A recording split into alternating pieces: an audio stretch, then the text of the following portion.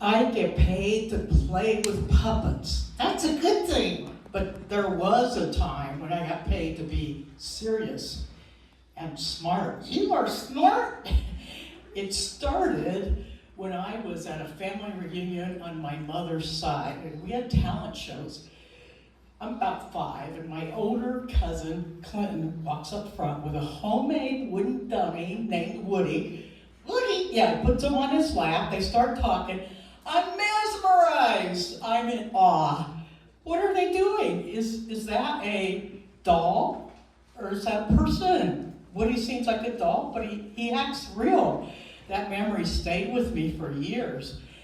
When I was 16, I ran across a book in the local small town library. Ventriloquism for fun and profit. That sounded good to me. Me too.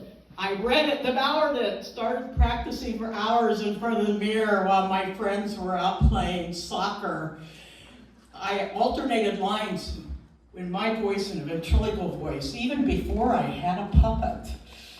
And when I was ready, I chose a professional ventriloquial figure, but I didn't have the money. So I put it in layaway. Layaway! Yeah.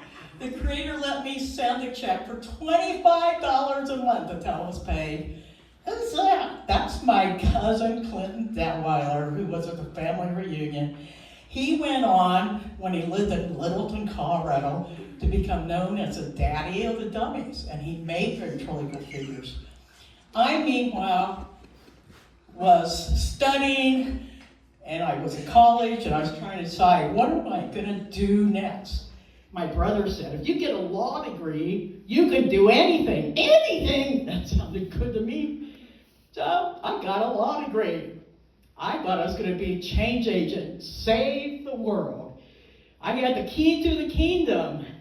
I was ready to roll. But could I be professional, taken seriously as a lady puppet lawyer? I put my puppets in the box. You didn't! You didn't! I did. I donned my pantyhose. Yes, this was a thing in the late 70s, the 40-hour work week, just like iPhones are now. I put on my power suit and went to court. My audience became judges, sometimes juries. I was hustling. I thought I was checking all the boxes to be successful, working long hours, available night and day, but is this really how it was supposed to be? I started self-reflecting and thinking of myself when I was younger. I wasn't a change agent. I was a status quo agent, trying to keep people from lose things like custody and money and freedom. Sometimes when it came out of the courtroom, clients on both sides were crying. But I remembered when I did ventriloquism, people laughed. So I'm looking at, how does this work? Here's law, ventriloquism. Which one is bringing more joy? How can I integrate that? I made a decision to bring the puppets back out of the box. Thank you!